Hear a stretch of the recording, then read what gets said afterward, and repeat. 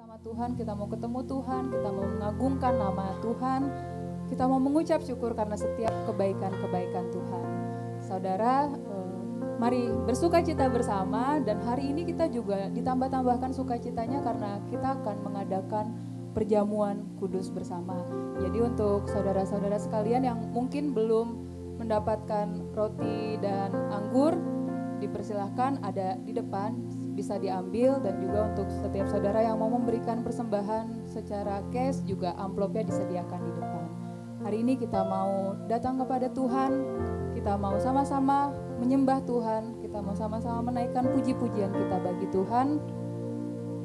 Saya mengundang untuk setiap kita boleh bersaat teduh sejenak.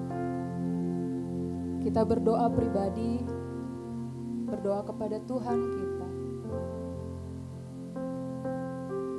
Naikkan setiap doa kita, pengagungan kita bagi Tuhan kita. Kita mengingat kasih setia Tuhan yang besar buat kita.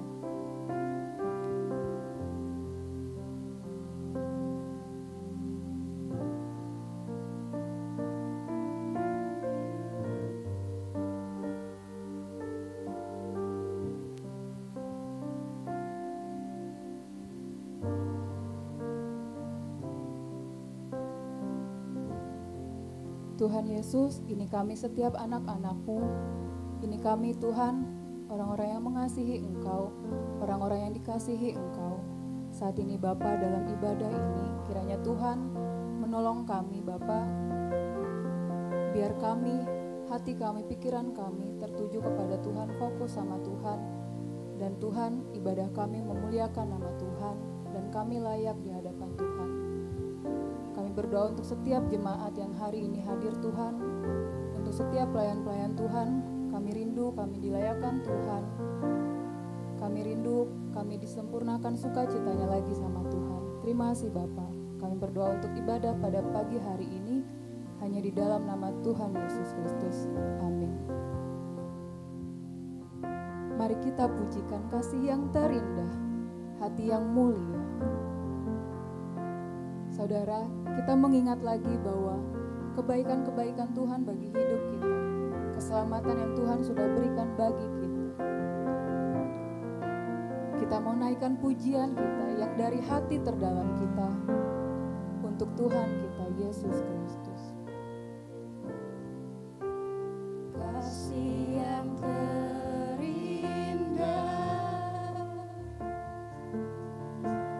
hati yang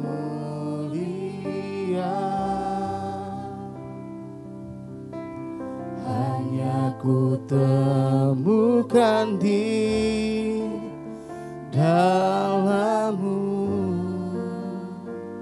Yesusku.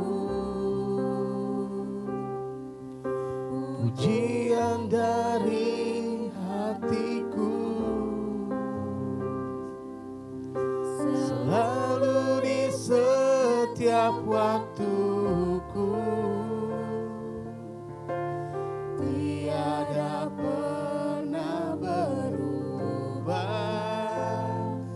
kasih-Mu. Mari naikkan karya terbesar dalam hidup kami, Karya terbesar dalam hidupku, pengorbanan-Mu yang selamatkanku. Engkaulah harta yang tak ternilai, yang ku miliki dan ku hargai. Yesus, Engkau ku kagumi. mari kita naikkan kasih Tuhan, kasih yang terindah. Kasih yang terindah, Kita sadar bahwa hati Tuhan yang termulia, hati yang mulia, hanya ku temukan di dalam-Mu, Yesusku. ini pujian kami Tuhan. Puji pujian dari hatiku, selalu di setiap waktuku, tiada pernah berubah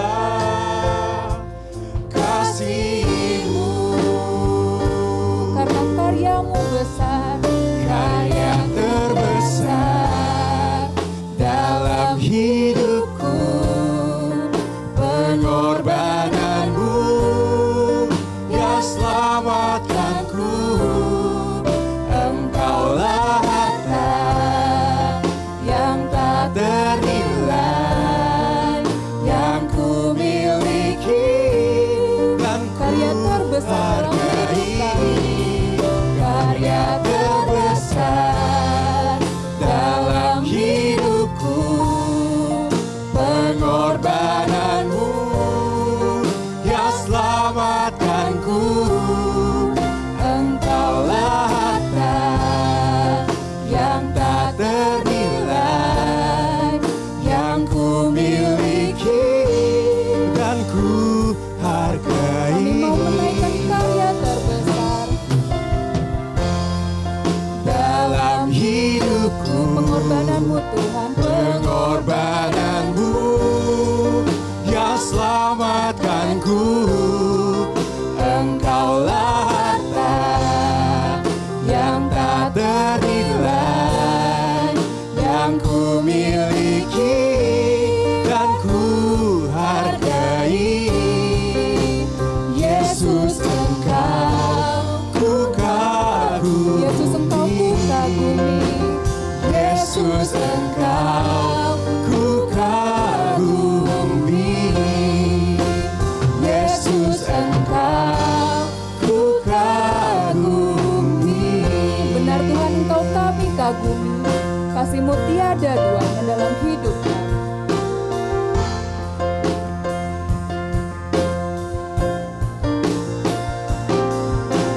Kau ku kagumi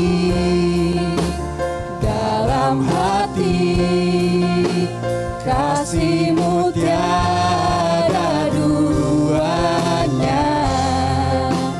Sampai kini ku akui, kasih-Mu tiada dua.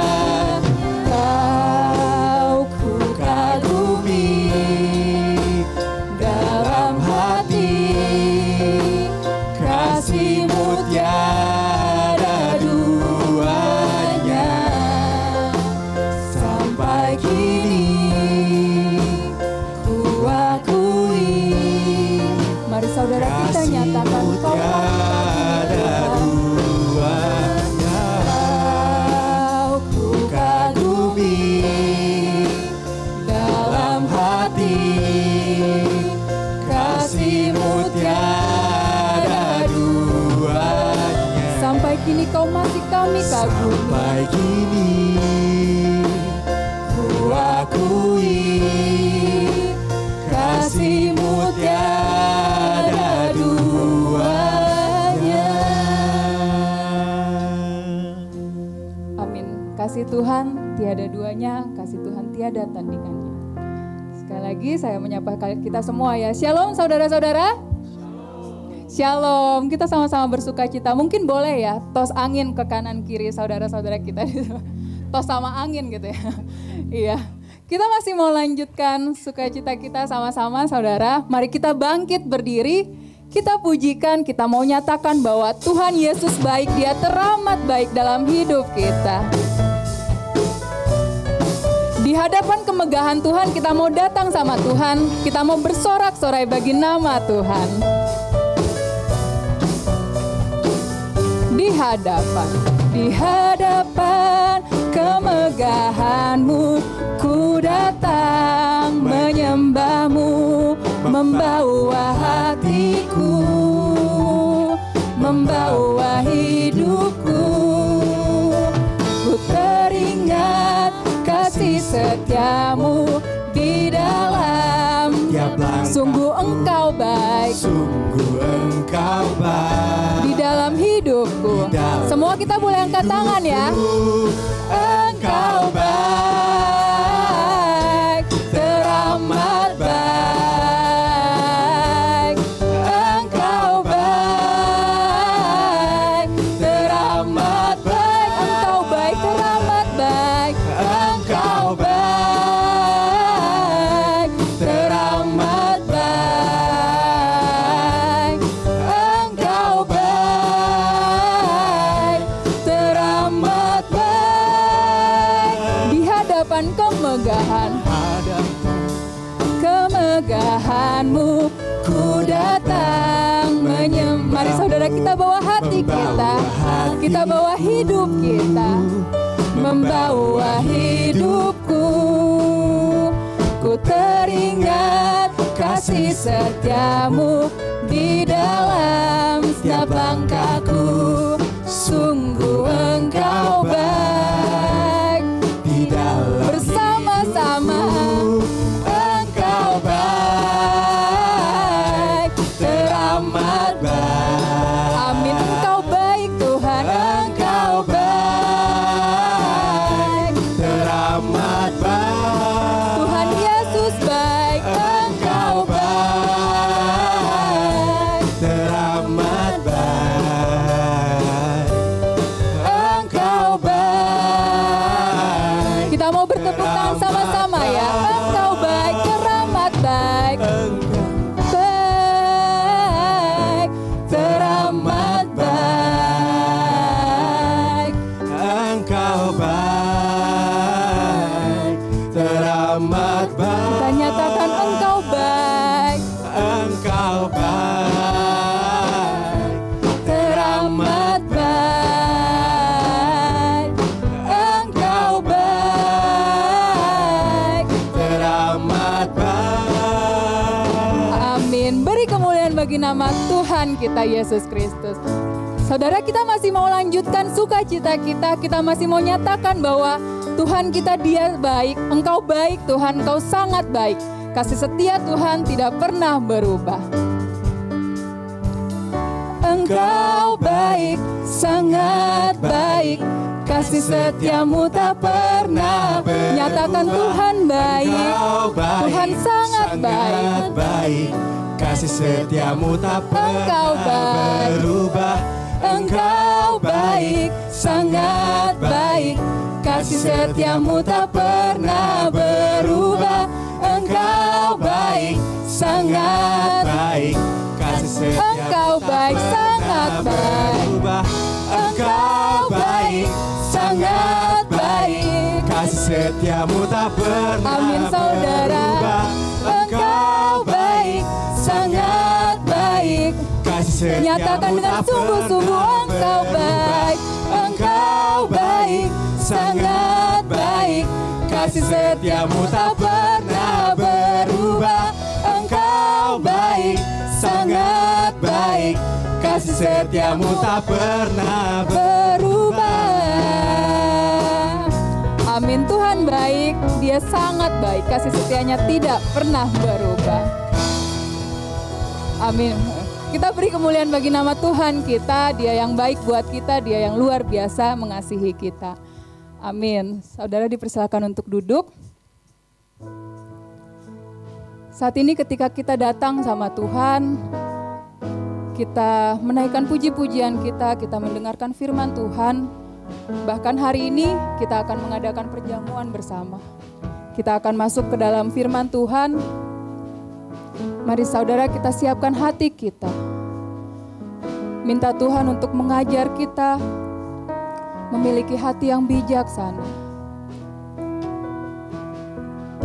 Dalam kehidupan kita, biar semua yang benar, semua yang mulia, semua yang adil, semua yang suci, semua yang manis dan sedap didengar, semua yang disebut kebajikan, semua yang patut dipuji.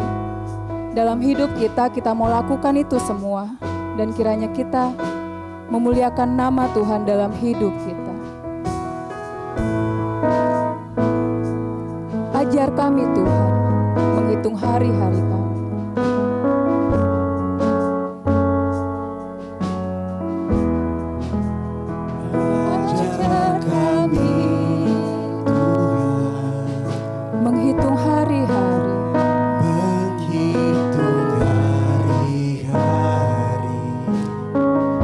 agar kami beroleh agar kami beroleh hati yang bijaksana. Ini kami Tuhan, ajar kami Bapa, kami yang hidup dalam jalan,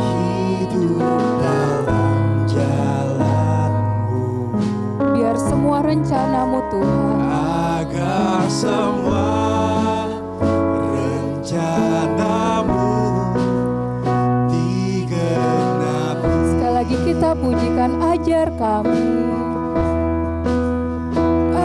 Ajar kami Tuhan menghitung hari-hari, agar kami beroleh hati bijaksana.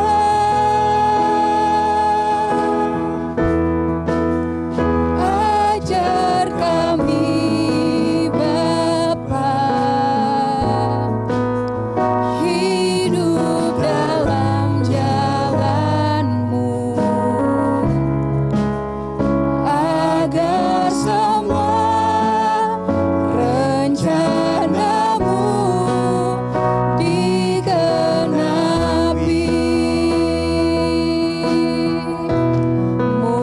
Mulialah nama-Mu Tuhan, dan ajaib jalan-Mu. Pimpin kami di setiap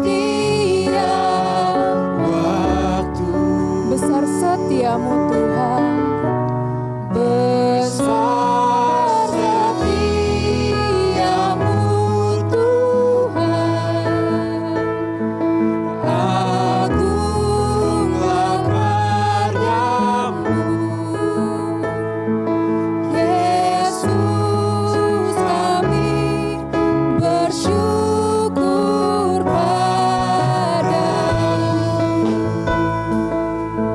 Ajar kami Bapa hidup dalam jalan,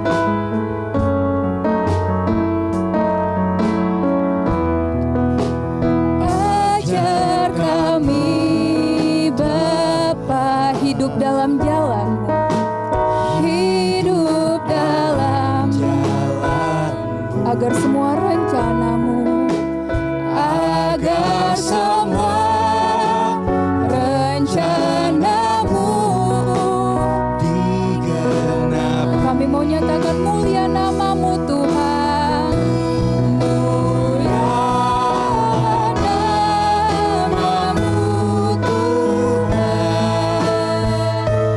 dan ajaib jalan-Mu.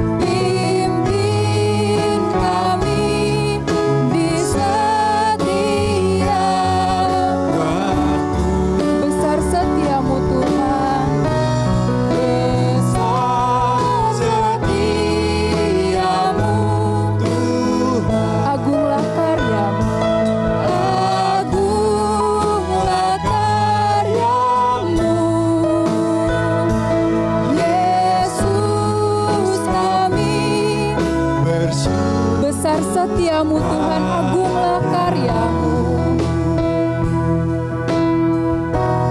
Besar setiamu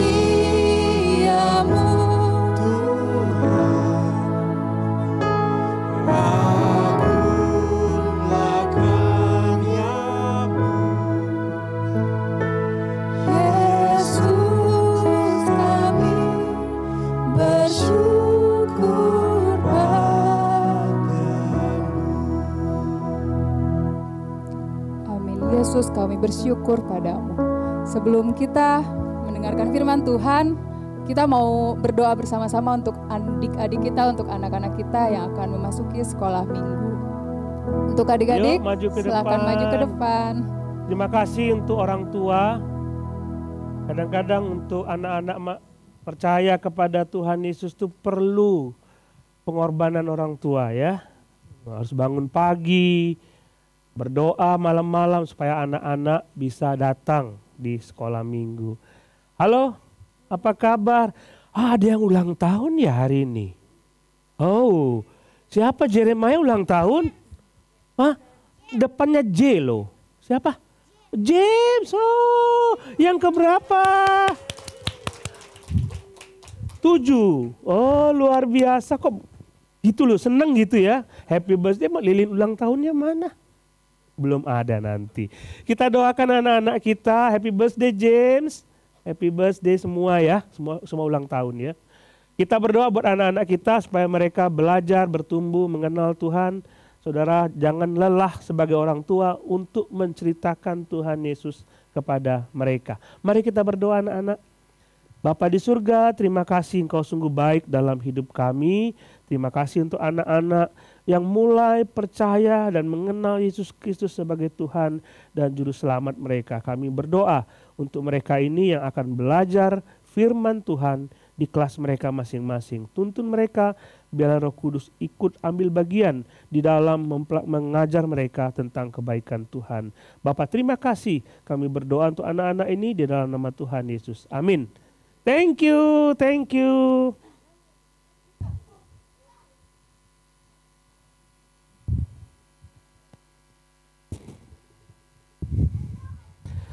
Selamat pagi saudara yang dikasihi Tuhan, apa kabar? Saya berdoa supaya jemaat Tuhan semalam ya, hari Minggu malam memikirkan ibadah di hari Minggu. Mestinya kan begitu ya. Jadi ini sudah hari Jumat, kapan ya hari Minggu? Mestinya kan begitu sebagai anak-anak Tuhan yang rindu untuk beribadah kepada Tuhan. Dan saudara semua adalah anak-anak yang setia untuk dapat beribadah kepada Tuhan. Nah, kita akan belajar firman Tuhan yang hari ini cukup diambil dari satu ayat, tetapi kita tidak akan melihat jauh dari konteks yang dibuat. Kita masih melihat dalam surat Filipi. Cukup panjang kita membahas surat ini, sudah 2 bulan. Nanti akan selesai kira-kira minggu depan. Nanti kita masuk ke suasana Natal. Nah saudara, mari kita buka Alkitab kita dari Filipi pasal yang keempat. Filipi pasal yang keempat. Filipi pasal yang keempat. Kita coba baca bersama-sama. Ayat 2 sampai ayat yang ke-9. Filipi pasal 4 ayat 2 sampai 9. Mari kita lihat di situ, saya membaca ayat yang genap, saudara membaca ayat yang ganjil. Saya membaca ayat genap, saudara baca ayat yang ganjil. Yodia ku nasihati dan Sintike ku nasihati supaya sehati sepikir dalam Tuhan.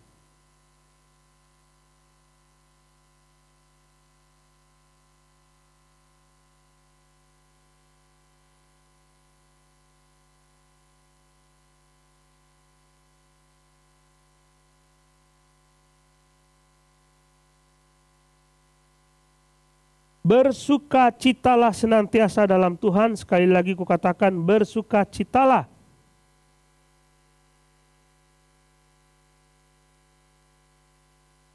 Janganlah hendaknya kamu khawatir tentang apapun juga, Tapi nyatakanlah dalam segala hal keinginanmu kepada Allah dalam doa dan permohonan dengan ucapan syukur.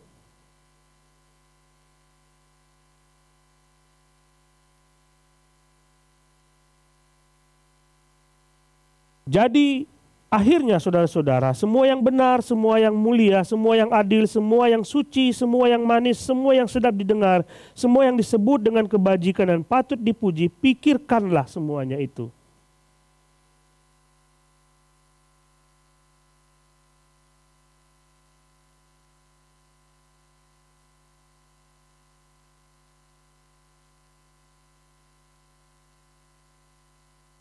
Mari kita berdoa terlebih dahulu. Bapa di surga, kami bersyukur kami boleh belajar firman Tuhan. Engkau berbicara kepada kami, Engkau menolong kami, dan Engkaulah yang mengajar kepada kami kebenaran firman Tuhan. Dan kami berdoa supaya Engkau menaungi hati kami masing-masing. Kami bersyukur dan berdoa dalam nama Tuhan Yesus. Amin.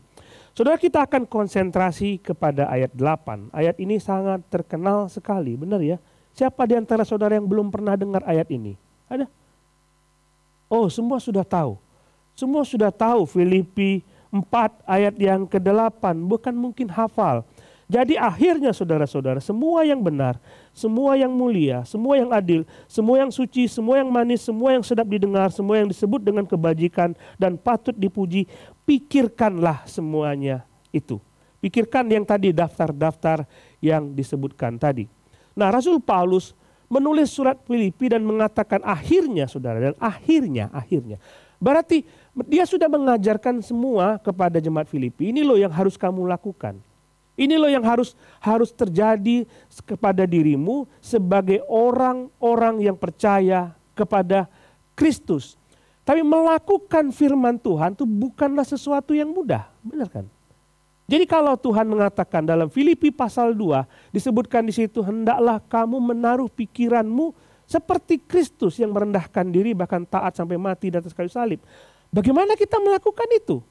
Itu tidak mudah. Nah, konteksnya itu kalau seandainya aku punya jabatan begitu penting dalam pemerintahan, aku begitu kuat posisiku dalam status sosial, aku ketemu dengan orang. Dan Paulus mengatakan status sosialmu itu ketika kamu berkumpul di gereja itu bukan sesuatu yang harus dipertahankan. Karena engkau duduk sama-sama sebagai anak Tuhan, sebagai posisi yang sama sebagai umat Tuhan. Yesus sudah memberi contoh itu.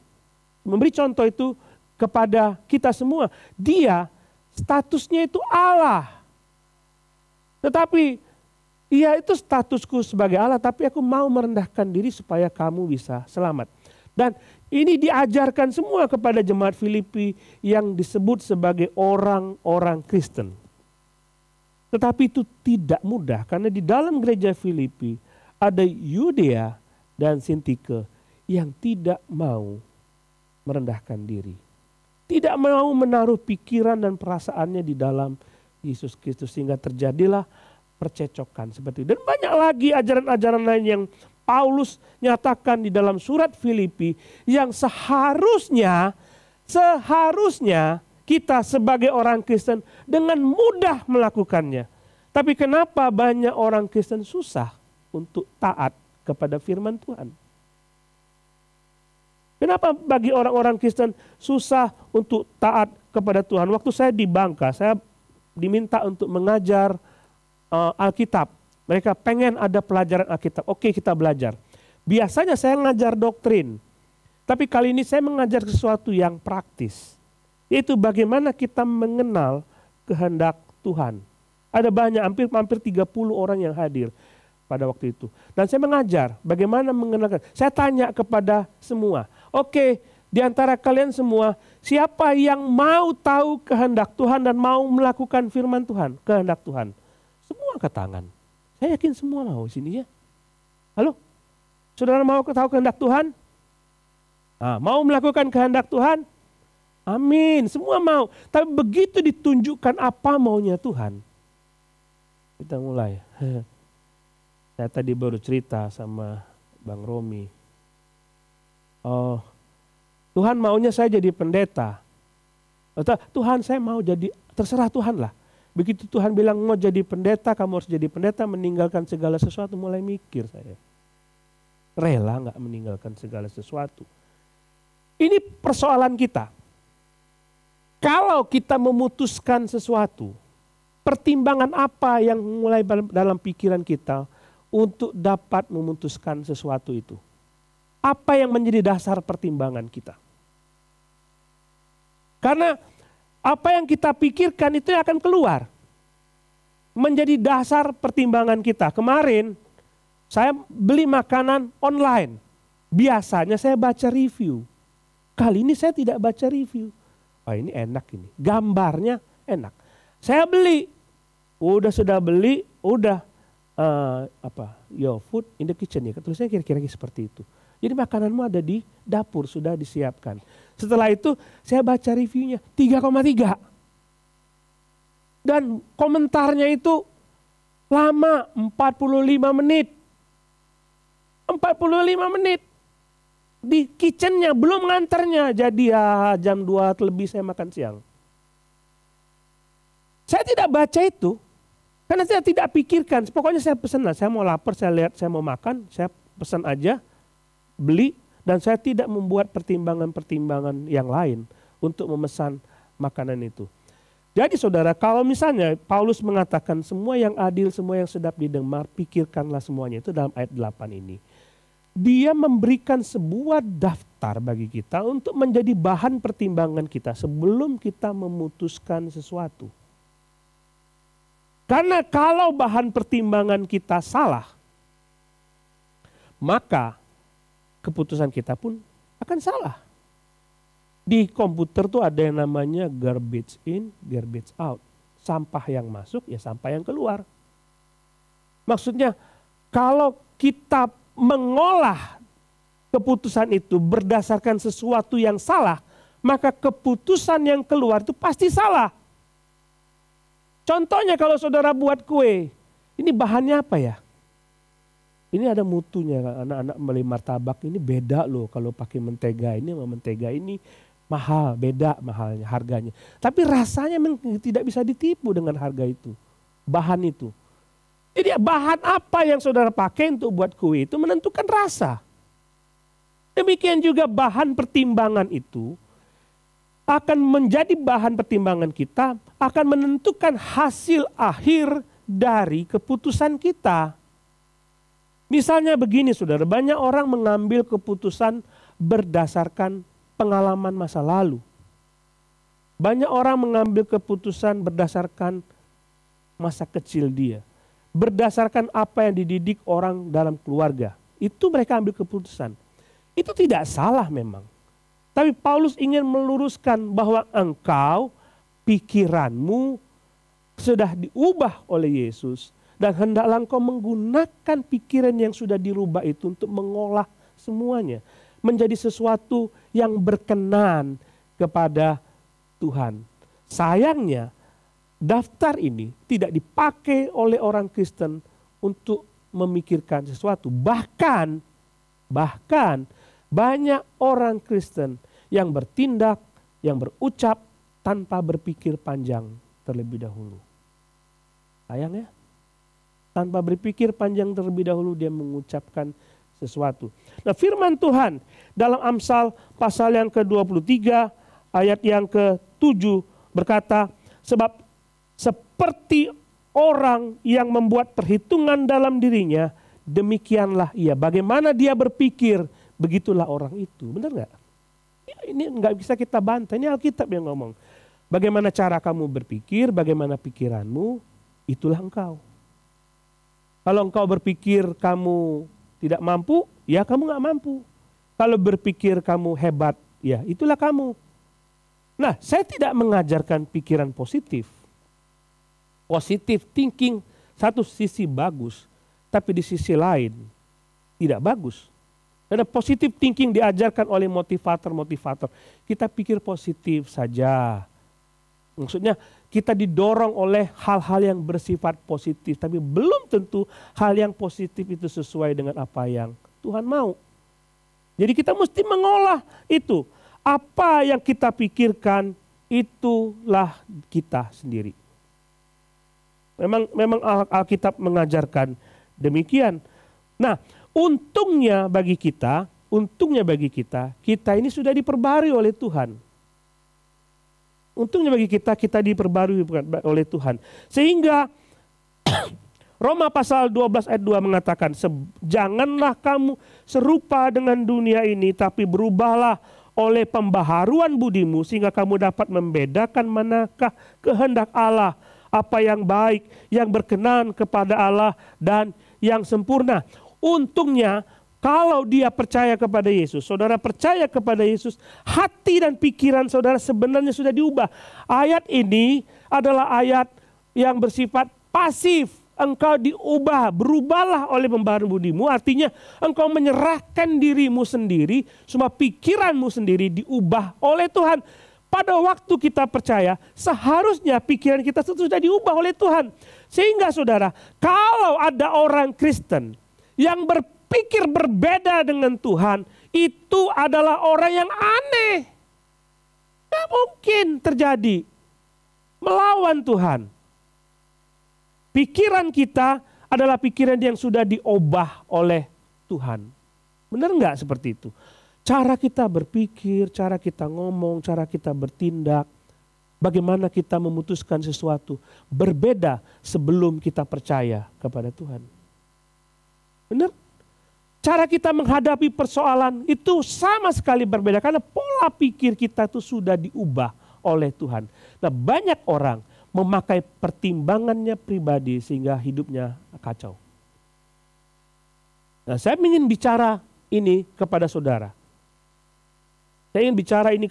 Karena nanti kita akan lihat dalam kaitan ayat-ayat berikutnya. Apa yang terjadi kalau saudara kita tidak berpikir seperti pola pikir ilahi? Apa yang akan terjadi dalam hidup kita? Yesus berkata dalam Matius pasal 7 ayat 20. Katanya lagi, apa yang keluar dari seorang, itulah yang menajiskannya. Sebab dari dalam orang itu, dari hati orang itu, timbul segala pikiran jahat, percabulan, pencurian, pembunuhan, perzinahan, keserakahan, kejahatan, kelicikan, hawa nafsu, iri hati, hujat, kesombongan, kebebalan. Dia daftarkan itu, bahkan kita bisa mengambil kesimpulan semua dosa itu berasal dari pikiran kita. Jadi kalau pikiran kita tidak diubahkan, kita akan masih hidup di dalam dosa. Ya, saudara gitu kan kalau memakan babi kan gitu kan. Wah, ini kan haram, apa yang masuk tidak menajiskan. Tapi kita nggak pernah berpikir kadang-kadang keluar yang jahat dari diri kita. Pikirlah. Jadi kalau pola pikir kita tidak diubah oleh Tuhan, kita tidak mungkin memiliki pola pikir ilahi dan tahu kehendak Allah, apa yang baik, apa yang sedap didengar itu. Nggak mungkin. Kita nggak mungkin melakukan apa yang seperti diperintahkan Tuhan di dalam Filipi pasal 1 sampai pasal yang keempat ini. Tidak mungkin. Nah, saudara, kalau kita melihat di dalam ayat yang ke-8 ini, disebutkan di situ.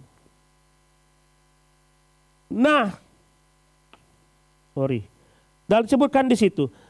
Paulus memberi petunjuk, dia mengatakan dalam Filipi pasal 4 ayat ke-8. Jadi akhirnya saudara, semua yang benar, semua yang mulia, semua yang adil, semua yang suci, semua yang sedap didengar, itu ada daftar. Coba saudara pikir, ada hitung, itu ada berapa daftar itu. Jadi gini, dia tidak mengatakan kepada kita, kita harus berpikir ini. Dia hanya mendaftarkan, ini loh yang harus menjadi bahan pertimbanganmu sebelum engkau memutuskan sesuatu. Jadi dia bilang, pikirkan semuanya itu. Pikirkan apa yang telah terdaftar itu. Sebelum kita mengambil keputusan. Sebelum kita merespon. Kalau tidak, semuanya akan kacau. Kalau misalnya ada orang ngomong kepada saudara sesuatu yang buruk, sesuatu yang jelek, respon kita apa? Biasanya kita merespon yang jelek. Apa jadinya? Kacau itu. Pikir, kalau saya jawab seperti ini kira-kira apa yang akan terjadi? Kalau saya mengambil keputusan ini, kira-kira apa yang akan terjadi? Coba kita lihat dengan cepat saja semua daftar itu. Nah, saya janji pada diri sendiri untuk tidak lama karena ada perjamuan Tuhan ya. Jadi kita coba lihat saja. Dia mengatakan demikian, semua yang benar. Coba lihat daftar itu, coba lihat yang daftarnya. Semua yang benar. Semua yang benar, semua yang mulia. Kita coba lihat satu-satu. Kalau saudara ingin membuat satu keputusan, merespon sesuatu, untuk mengatakan sesuatu atau bertindak sesuatu, pikirkan, tanya kepada diri kita sendiri, apakah ini benar? Apakah ini benar? Jadi saudara bisa mengatakan, biasanya kita buat keputusan itu apakah ini menguntungkan saya atau tidak. Benar kan? Ada benefit nggak buat saya? Tapi pertimbangan itu bukan benefit atau tidak. Pertimbangannya apakah yang akan saya lakukan ini benar atau tidak. Nah, benar itu bukan menurut kita. Yesus mengatakan, aku jalan kebenaran, aku adalah kebenaran. Yesus benar harus menurut Yesus, bukan menurut kita. Menurut Alkitab. Sekali lagi harus menurut Alkitab. Itu sebabnya saya mengajak kepada saudara, baca Alkitab tiap hari. Kebenaran, memutuskan sesuatu bukan berdasarkan apakah itu ada benefitnya buat kita atau tidak. Tapi apakah itu benar atau tidak. Contoh ya, menipu orang. Kita dapat duit kan? Saya nipu orang, dapat duit.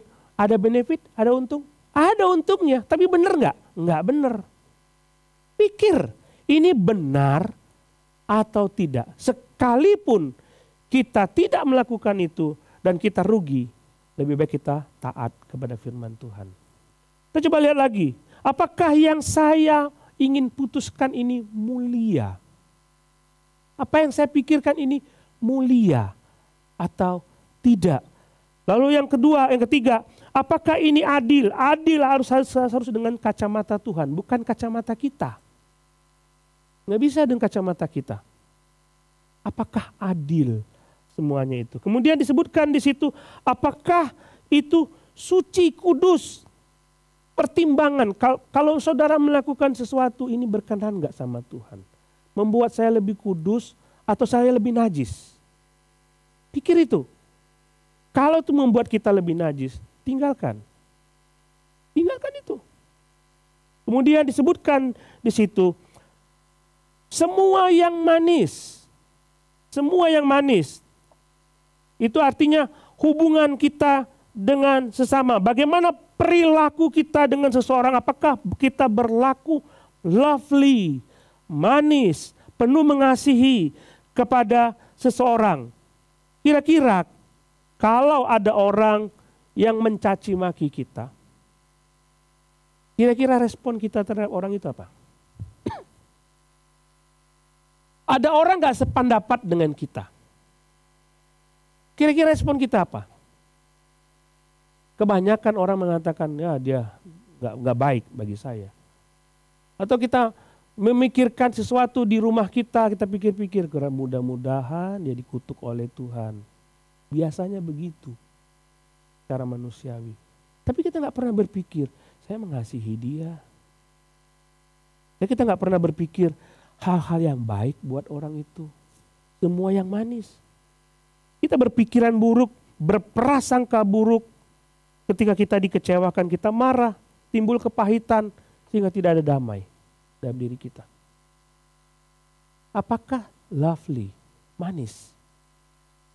Pikiran kita dan tindakan kita. Kemudian disebutkan di situ, semua yang sedap didengar. Apakah ucapan orang percaya itu menyejukkan orang lain? Ini banyak kita keceplosan ini ngomong sesuatu yang pikir kita bercanda tapi membuat orang lain sakit hati. Ya kan? Ya emang begitu kan. Kita kebawa pikir kita itu ya nggak normal lah. Tapi orang lain sakit hati. Hati-hati dengan ucapanmu. Sekalipun temanmu itu adalah saudaramu seiman. belum tentu dia dewasa di dalam kerohanian sehingga membuat dia sakit hati dan menimbulkan kepahitan di dalam dirinya. Hati-hati sebelum ngomong. Kalau aku ngomong begini, kira-kira dia sakit hati nggak? Nah, tadi kita ngomong soal perilaku kita kepada orang yang tidak percaya. Kalau kita bertindak sesuatu dan ngomong sesuatu kepada orang yang tidak percaya, kira-kira dia mau percaya nggak kepada Tuhan membuat dia sakit hati? Nggak mau. Lihat hidupmu. Jadi hati-hati terhadap pikiran kita sebelum kita mengucapkan sesuatu. Banyak kita sering keceplosan ngomong, dan setelah keceplosan ngomong kita pikir, tadi saya ngomong itu kasar ya. Saya tadi ngomong kasar ya. Tapi nggak bisa ditarik lagi, saudara. Orang terlalu sakit hati, sudah terlanjur sakit hati. Pikirkan itu baik-baik. Pikirkan baik-baik. Kemudian semua yang disebut kebajikan, value, itu nilai Alkitabnya apa? Apakah sesuai dengan nilai Alkitab atau tidak?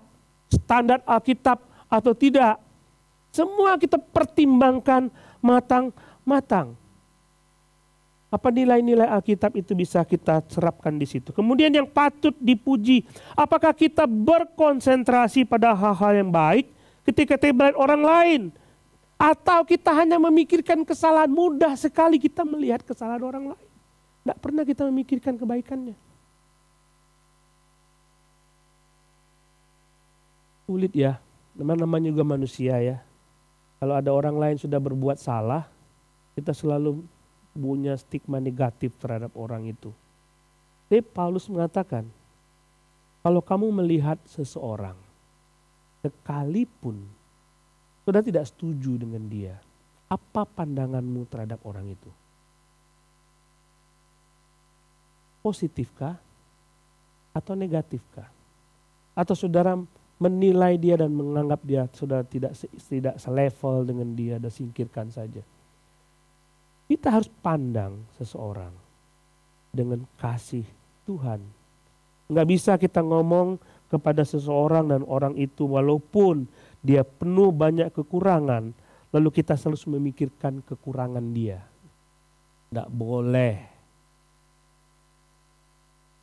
Saudara mesti punya pandangan untuk selalu memberikan kesempatan kepada orang lain untuk bertumbuh. Ingat pada waktu kita ngomong soal khotbah di bukit, pandangan kita terhadap orang itu bagaimana? Penuh kasih enggak? Sekalipun dia menyakitkan kita. Kemudian pikirkanlah semuanya itu, semua daftar tadi yang sudah didaftarkan di sini, itu kita pikirkan, kita olah, kita kelola, kita kalkulasi menjadi sebuah keputusan yang benar di hadapan Tuhan. Bukan berdasarkan pertimbangan kita.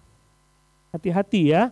Jadi bukan berdasarkan pertimbangan kita. Bang, Dek, kalau kita memutuskan ini, apa ya pertimbangannya? Kalau saya mau berobat ke sini, apa ya pertimbangannya? Kita selalu berpikir seperti itu. Coba pertimbangkan ini. Waktu mertua saya sakit, kanker, sirosis, banyak orang yang mengasihi mertua saya. Lalu mulailah mereka mendaftarkan orang-orang hebat yang bisa dikunjungi. Supaya orang tua saya bisa sembuh.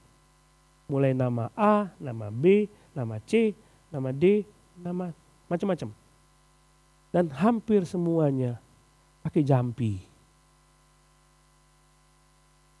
Menambahkan diri mereka Kristen, tapi harus melakukan sesuatu yang bertentangan dengan firman Tuhan. Pertimbangan saya apa? Apakah orang tua saya sembuh? Atau apakah ini sesuai dengan firman Tuhan atau tidak? Kadang-kadang kami juga berpikir, kami sayang sama orang tua kami. Kalau lihat orang lain kok sembuh gitu ya, kita mau gitu. Tapi apakah ini sesuai dengan firman Tuhan atau tidak? Pikir. Kita anak Tuhan, saudara. Roma pasal 12 ayat 2 itu mengatakan kita tuh sudah diperbaharui. Jangan mencemarkan pikiran kita dengan hal-hal yang lain. Jangan mencemarkan pikiran kita dengan hal-hal yang lain. Nah, kita coba lihat dampaknya. Kalau seandainya kita sebagai anak Tuhan, kita melakukan semuanya ini, kita coba lihat dampak. Ada 3 hal yang kita lihat dalam ayat sebelumnya. Pasal 4 itu ayat 2 disebutkan di situ, Yudia kunasihati, Sintike kunasihati supaya sehati sepikir dalam Tuhan. Rupanya Yudia dan Sintike ribut. Dan disebutkan di situ kamu tidak sehati sepikir. Pikiranmu dengan pikiran Tuhan satu sama lain berbeda. Lihat dasar pertimbangan Yudia dan Sintike untuk ribut itu apa? Egonya? Saya bayangkan mungkin Yudia ceplas-ceplos ngomongnya dan tidak memikirkan bahwa Sintike sakit hati. Dia tidak mempertimbangkan apakah itu baik, benar, dan sedap didengar. Dia ngomong aja, Sintike sakit hati. Dan Sintike tidak memikirkan yang baik mengenai Yudia. Nggak mikirin, itu orang kok nggak berubah ya, jahat ya. Sehingga timbullah mereka kekacauan, kebencian, dan tidak saling bicara. Inilah akibatnya kalau gereja Tuhan dipenuhi dengan orang-orang yang tidak memutuskan sesuatu berdasarkan kebenaran ilahi, pikiran ilahi. Maka akan tertimbul cekcok. Yudia, Sintike, cekcok, dan mereka ribut satu sama lain. Bahkan mesti bantu, juga tolonglah mereka. Tolonglah mereka. Supaya mereka bisa bersama-sama. Ini akibatnya kalau kita tidak memutuskan sesuatu berdasarkan pikiran ilahi, daftar tadi. Ini akibatnya. Gereja akan terjadi kecekcokan. Satu sama lain akan ribut. Suami istri juga begitu kan. Ini apa yang baik nih? Bukannya maunya saya. Menurut saya sih begini ya, oke. Menurut Tuhan apa sih? Kita nggak berpikir menurut Tuhan apa. Kita memikirkan ego kita masing-masing sehingga suami istri bisa cekcok satu sama lain. Kemudian lihat pasal 4 ayat 4. Bersukacitalah senantiasa dalam Tuhan, sekali lagi kukatakan bersukacitalah. Jadi kalau saudara tidak memutuskan berdasarkan daftar ini, nggak mikir sesuatu sebelum saudara melakukannya, tidak akan ada sukacita dalam hidup kita. Nggak ada. Nggak ada. Maka Paulus mengatakan, aku mendaftarkan ini ada semua ini 8 ini, semuanya ini supaya kamu bersukacita. Syaratnya adalah kamu memikirkan segala sesuatu berdasarkan apa yang Tuhan kehendaki. Kemudian di situ ada damai sejahtera. Tidak mungkin saudara kalau Sintike sama Yudia, saya yakin 2 orang ini tidak ada damai sejahtera dalam hidupnya. Palsu. Saya oke kok. And very happy. Saya oke kok. Palsu itu. Padahal kalau punya musuh, semestinya tidak ada damai sejahtera. Mestinya ya. Mestinya. Kalau saudara mengatakan saya punya musuh yang very happy, itu aneh. Karena pikiran kita sudah diubah oleh Kristus. Kalau sudah diubah oleh Kristus, berarti kita tidak mau ada yang salah dalam hidup kita. Kita mau ada sesuatu yang benar dalam hidup kita. Kita putuskan sesuatu yang benar. Sekali lagi, saudara mau melakukan kehendak Allah atau tidak? Saudara mau taat kepada kehendak Allah atau tidak? Jangan-jangan yang kita putuskan selama ini adalah kemauan kita sendiri, bukan kemauan Tuhan. Bukan pertimbangan itu yang kita pakai. Ego kita yang kita pakai. Yang kita pakai itu adalah apakah kita untung atau tidak. Bodoh amat sama dia. Kita tidak memikirkan saudara kita. Lovely tadi loh. Lovely. Lihat saudara kita, aduh saya memikirkan yang baik-baik buat dia. Saya memikirkan sesuatu yang baik buat dia. Pola pikir kita seharusnya diubah seperti itu. Saudara pulang. Saudara pikirkan segala sesuatu. Putuskan pekerjaan, kuliah, bisnis berdasarkan ini. Pikirkan semuanya. Sehingga hubungan relasi saudara dengan semua orang baik. Ada sukacita, ada damai sejahtera dalam hidup saudara. Bukan apa yang untung bagi kita. Kadangkala kita memutuskan sesuatu yang apa yang Tuhan mau, kadangkala dipandang dunia itu tidak baik. Contohnya ya Bang ya. Abang ini mengakui Yesus Kristus sebagai Tuhan dan Juru Selamatnya. Dari kepercayaan yang lama. Tapi sejak itu hidupnya menderita. Tapi kalau pertimbangannya saya banyak uang, dia tidak akan percaya kepada Yesus. Tapi pertimbangannya adalah ini adalah yang benar yang harus saya ikuti. Sekalipun bagiku mungkin tidak ada untung sama sekali. Coba pikirkan itu saudara. Tetapi hal seperti ini tidak bisa terjadi kalau tidak menyerahkan pertama kali pikiran kita kepada Yesus untuk diubahkan. Jangan kamu serupa dengan dunia ini tapi berubahlah pembaharuan dunia. Artinya letakkan pikiran saudara kepada Tuhan. Tuhan, mulai sekarang engkau ambil alih pikiranku supaya aku bisa melakukan sesuatu sesuai dengan apa yang Tuhan mau. Mari kita berdoa.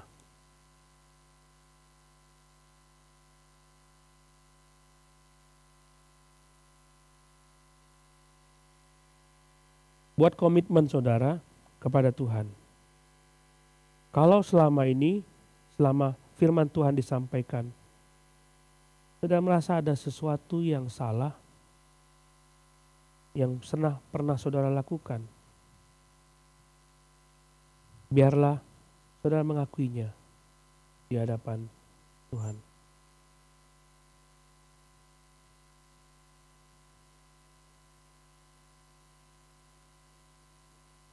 Bapak terima kasih Kau menegur kami karena pikiran kami sebenarnya sudah diubah oleh Tuhan. Tapi kenapa kami tidak menggunakan pola pikir ilahi?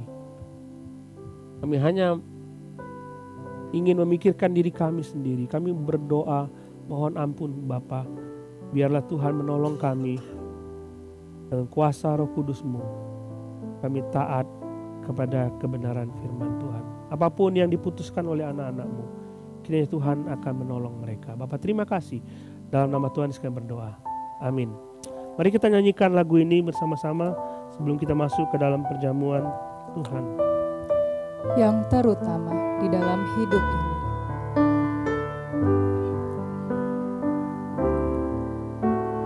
Yang terutama di dalam hidup ini, meninggikan nama Yesus.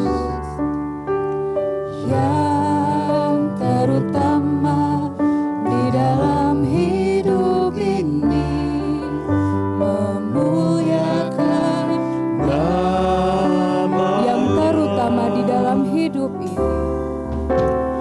Yang terutama di dalam hidup ini, meninggikan nama Yesus. Yang terutama di dalam hidup ini, memuliakan nama-Nya. Haleluya, haleluya, saya mau cinta Yesus. Haleluya, haleluya, saya mau Haleluya. cinta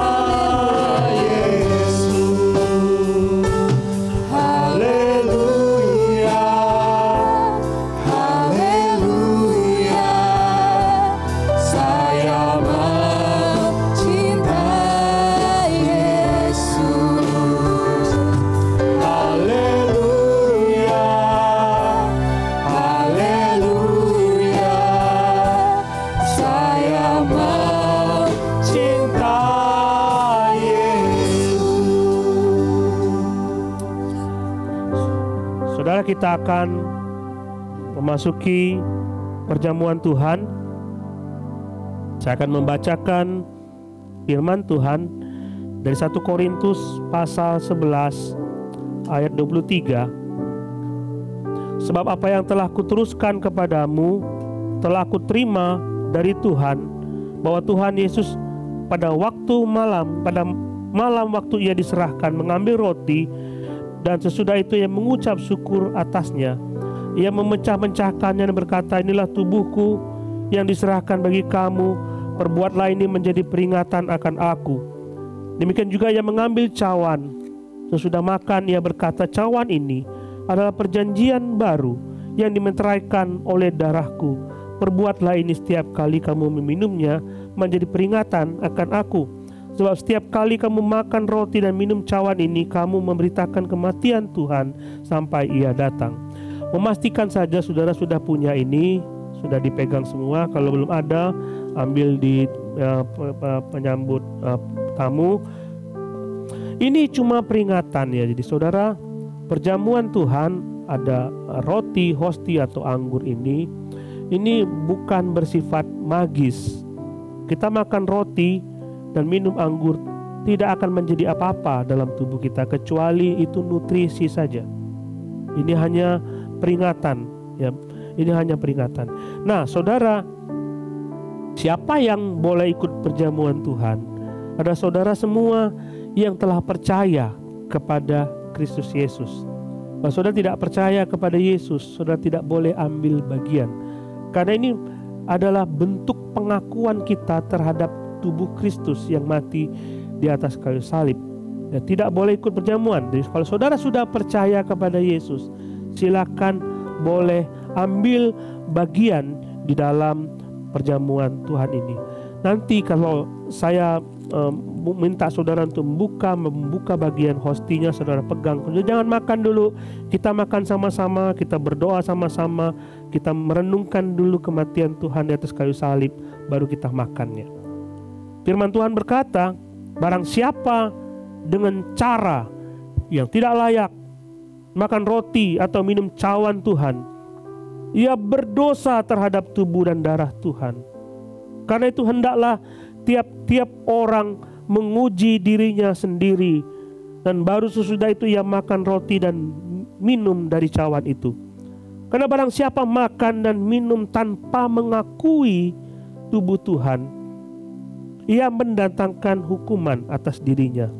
Sebab itu banyak di antara kamu yang lemah dan sakit, dan tidak sedikit yang meninggal.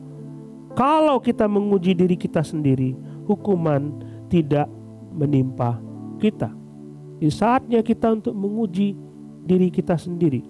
Saya beri kesempatan kepada saudara untuk secara pribadi berdoa 2-3 menit untuk mengakui dosa saudara kepada Tuhan sebelum kita ambil bagian dalam perjamuan Tuhan.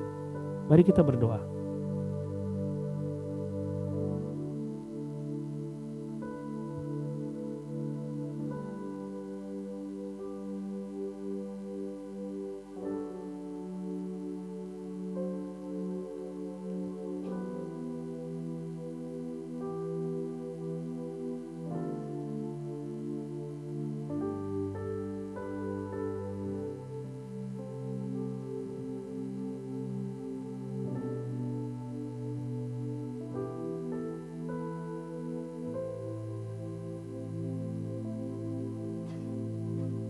Pak Ardi, silakan memimpin doa pengakuan dosa.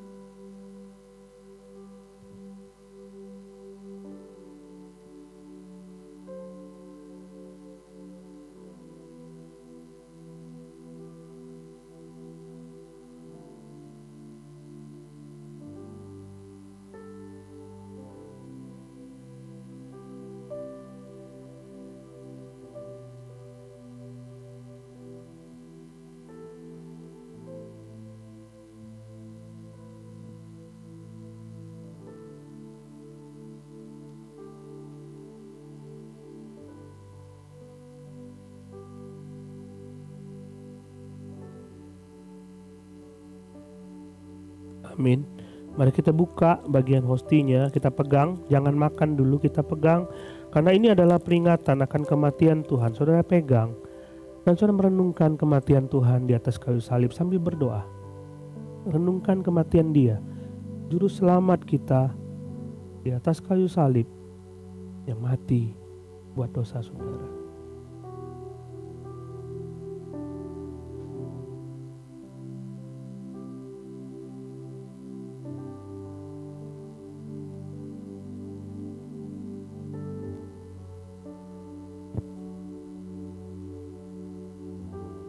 Karena waktu kita masih lemah, Kristus telah mati untuk kita orang-orang durhaka pada waktu yang ditentukan oleh Allah.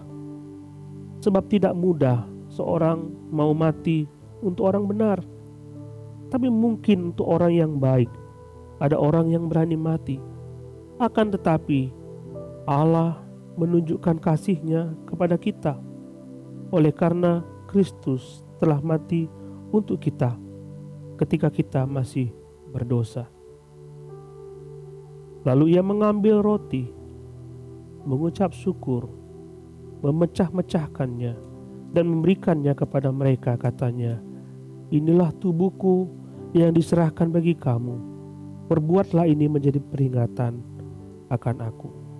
Kami melayani dalam nama Tuhan. Mari kita makan roti ini yang melambangkan tubuh-Nya. Silakan makan.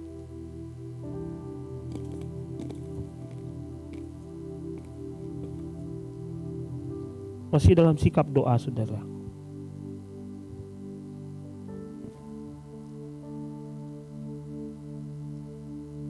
Mari kita buka bagian anggurnya. Jangan diminum dulu. Kita buka sambil berdoa, sambil merenungkan kematian Tuhan di atas kayu salib. Membayangkan kembali darah-Nya tercurah di atas kayu salib.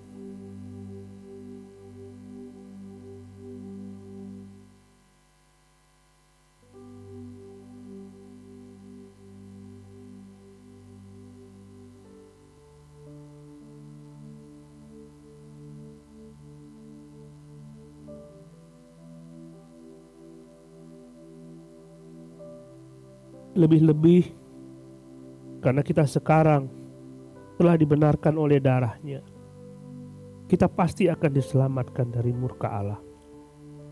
Sebab jikalau kita masih seteru dibertamaikan dengan Allah oleh kematian anaknya, lebih-lebih kita yang sekarang telah diperdamaikan pasti akan diselamatkan oleh hidupnya. Mari kita angkat cawan kita. Sesudah itu Ia mengambil cawan, mengucap syukur, lalu memberikannya kepada mereka dan berkata, "Minumlah kamu semua dari cawan ini, sebab inilah darah-Ku, darah perjanjian yang ditumpahkan bagi banyak orang untuk pengampunan dosa." Mari kita minum.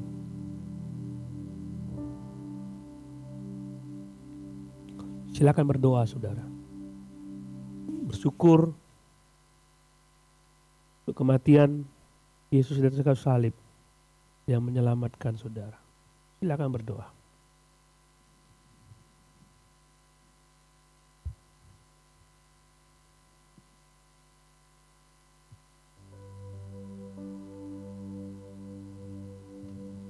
Bapa di surga, apa yang Kau perintahkan kepada kami telah kami lakukan hari ini dengan memperingatkan kembali, mengingat kembali kematian Tuhan di atas kayu salib yang menebus dosa kami.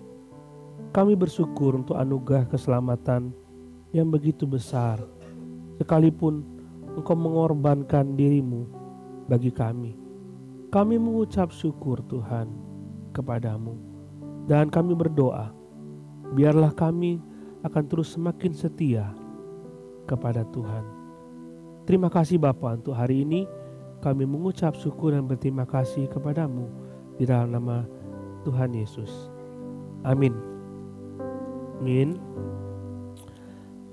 Oke, kita akan memberikan persembahan. Kita mempersiapkan persembahan kita dan kita akan doakan kepada Tuhan. Kalau ada kartu tamu silakan bawa ke depan supaya bisa kita perkenalkan. Siapa petugasnya? Silakan maju ke depan. Petugas persembahan. Oke. Ada persembahan kita doakan kepada Tuhan. Mari kita berdoa kepada Tuhan. Bapa, terima kasih, kami bersyukur kepadamu. Engkau sungguh baik dalam hidup kami dan tidak ada dalam hidup kami yang terlepas dari pandangan dan pemeliharaan Tuhan. Kami percaya itu dan kami yakin bahwa Tuhan menyediakan berkat bagi kami supaya kami menjadi saluran berkat bagi orang lain. Karena itu terimalah persembahan kami, kuduskanlah supaya berkenan kepada Tuhan. Bapa, terima kasih, dalam nama Tuhan Yesus kami berdoa. Amin.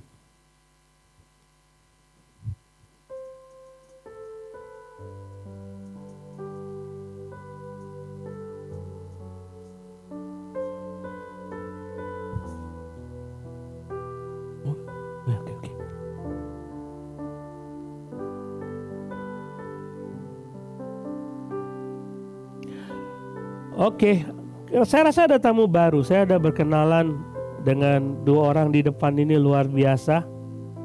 Ada lagi yang lain? Ada lagi yang lain yang baru pertama kali hadir, angkat tangan. Selain Pak Ismail dan Pak Romi, ada? Luar biasa. Namanya siapa, Pak? Oh, nama sama ya, janjian kita punya nama sama ya. Pak Daniel. Oh, ini pasti yang dari Bogor. Dari Bogor ya, Pak? Wah, oke. Luar biasa. Jadi Pak Daniel dari Bogor, lalu ada Pak Romi dari Bangka, lalu ada Pak Ismail dari Depok. Mereka ini dulu dari sana, dari seberang sana. Bertemu dengan Tuhan, dimenangkan Tuhan, sekarang menjadi penginjil. Luar biasa, saudara mesti kalau bicara sama mereka, saudara mencontoh bagaimana militannya mereka memberitakan Injil. Luar biasa, terima kasih Pak Ismail, silakan berdiri Pak. Lihat ini pakai peci loh saudara. Iya, ada Pak Romi. Ini kayaknya nggak soal berdiri tapi bisa kelihatan ya, tinggi sekali. Silakan Pak. Iya, ada Pak Daniel, silakan berdiri Pak. Wah, luar biasa. Thank you for coming, datang lagi untuk kita beribadah bersama-sama. Ada pengumuman dari gereja berkenaan dengan Natal Sekolah Minggu, silakan. Selamat pagi, keluarga TLCC yang dikasihi. Saya boleh minta tolong ditayang untuk flyernya. Oh iya, ada 2 announcement berarti ya. Yang pertama kita akan melakukan mission trip. Boleh tepuk tangan untuk Tuhan? Iya. Pendaftaran terbuka untuk semuanya. Kita akan pergi bersama beberapa gereja lain juga. Kita akan berangkat ke Gunung Kidul, Jogja, tanggal Desember 10. Ya, tanggal Desember 10. Jangan lupa untuk hubungin sekretariat gereja yang berkenan untuk ikut. Berikutnya tentang sekolah minggu, puji Tuhan, sekolah minggu ya. Puji Tuhan, kita ada kesempatan untuk mengunjung dan memberkati panti asuhan Pintu Elok. Tepuk tangan sekali lagi untuk Tuhan. Kita akhirnya bisa melayani adik-adik dan anak-anak ya, di luar TLCC. Lokasinya sekitar setengah jam dari gereja. Itu adalah di tanggal 3 Desember, hari Sabtu. Kita akan berangkat jam 9 pagi. Anak-anak sekolah minggu sudah diikut sertakan dan juga ada sumbangan persembahan yang diminta dari gereja dalam bentuk obat-obatan dan masker. Itu juga kita sudah sampaikan ke anak-anak sekolah minggu. Nah, Bapak Ibu sekalian yang mau ikut serta membawa anak-anak atau ponakan juga boleh join bersama-sama ya. Kita akan menyanyi, kita akan sharing firman, menghibur mereka dan juga membuat kenangan bersama-sama dan memperbiasakan diri untuk berbaur dan menolong dan bersatu dengan teman-teman yang lain gitu. Kita juga buka kesempatan untuk yang berkenan memberi sembako seperti beras atau gula, minyak, susu, Indomie, teh dan lain-lainnya juga dengan senang hati akan kami salurkan ke panti asuhan itu. Di sini juga kurang kelihatan sih ya, tapi TLCC sama Kak Dewi, TLCC ya Ibu Ruth ya, nomornya tersedia untuk dihubungi. Terima kasih untuk perhatiannya semua. God bless you, thank you. Iya saudara, jadi kita di bulan Desember kita full gitu. Jadi tanggal 3 Natal Sekolah Minggu di Panti Pintu Elok. Tanggal 10 Youth Mission Trip, jadi untuk remaja dan anak-anak muda yang mau kita ajak, yang mau kita undang dipersilahkan. Dan tanggal 18 kita juga ada perayaan Natal umum gereja kita. Jadi kita sama-sama berdoa, kita sama-sama dukung perayaan Natal kita dan kita sama-sama bersuka cita. Sekian, terima kasih. Terima kasih, mari kita bangkit berdiri, kita akan berdoa bersama-sama. Kalau saudara ada pergumulan yang mau disampaikan, saya sebagai hamba Tuhan siap untuk mendoakan saudara. Jadi jangan segan untuk menghubungi kami. Kita berdoa bersama-sama. Bapak, terima kasih untuk persekutuan kami pagi ini, untuk ibadah. Tuhan telah menolong kami untuk dapat beribadah dengan baik. Kami mendengar firman Tuhan, kami memuji nama Tuhan. Dan sudah saatnya sekarang bagi kami untuk melakukan firman Tuhan. Kami pulang dan hidup sesuai dengan apa yang Tuhan inginkan. Kami berdoa Bapa, kiranya Tuhan memberkati kami semua. Engkau mendengarkan pergumulan anak-anak-Mu dan mereka kiranya dilepaskan dari setiap kesulitan yang mereka hadapi. Seperti janji Tuhan kepada kami bahwa Tuhan selalu akan mencukupkan apa yang menjadi kebutuhan kami. Terima kasih Bapa. Berkatilah anak-anak-Mu. Mereka pulang membawa damai sejahtera dari Tuhan. Menceritakan kepada orang-orang di sekitar mereka akan kebaikan Tuhan. Saudara yang dikasihi Tuhan, pulanglah dengan damai sejahtera dari Allah Bapa. Pulanglah dengan penyertaan dalam Yesus Kristus. Dan penghiburan kekuatan dari Roh-Nya yang kudus. Di dalam nama Tuhan Yesus. Amin. Haleluya, haleluya.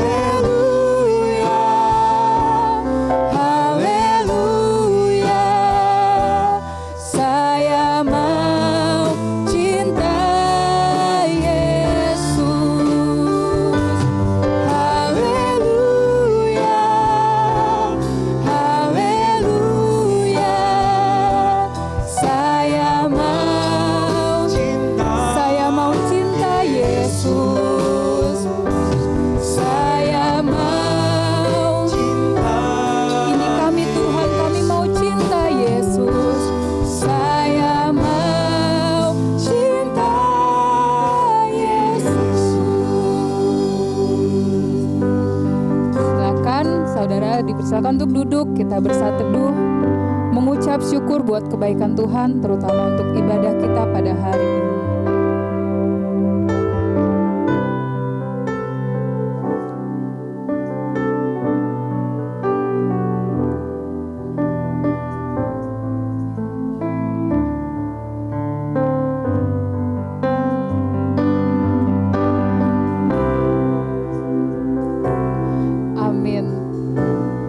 Hari Minggu, Tuhan Yesus memberkati, sampai jumpa di minggu depan.